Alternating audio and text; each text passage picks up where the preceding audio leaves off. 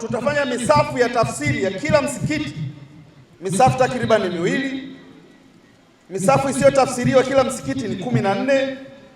Mafuta ya kupikia kila msikiti lita 1.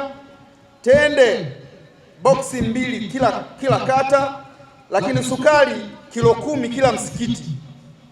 Tambi boksi 1 kila kata, mikeka kila kata mikeka 4, lakini ngano kilo 6 kila msikiti.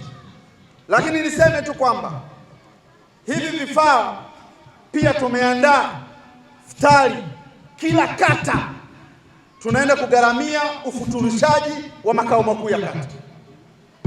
Kwa hiyo ukienda kata ya Mchomoro pale, wanafutari yao itaandaliwa kwenye kata ile. Ukienda kata na huko hivyo vyote tunavigharamia.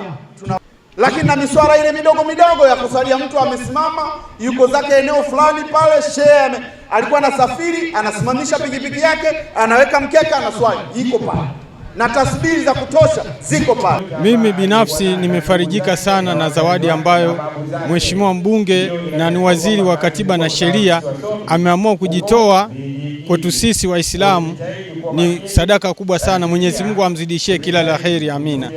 Lakini kingine zaidi cha kushukuru ni mtu ambaye anaonyesha dira tofauti na mawazo ya wananchi tuliokuwa nayo kwa wakati uliopita na viongozi waliopita. Huyu mheshimiwa ana moyo mzuri sana kutusaidia sisi na Mabengo. Kwa leo ni mara ya ngapi kwa kuwa ametuchimbia pia kisima pale, tunasubiri maji atuletea, na ametuahidi na tumeona amechimba. Na leo ametuletea zawadi hizi za kanisani, divai, hostia. Tunashukuru sana. Mungu ambariki, aendelee kuhudumia wengine wote wanaohitaji kadiri ya uwezo wake.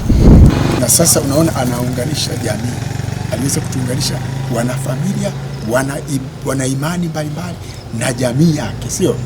Kwa hiyo mimi nasema huyu tabia ile kwa kweli Mungu amlinde. Watu wachache sana wana muono na mtazamo mzuri namna hiyo wa maisha. Bongo Play TV.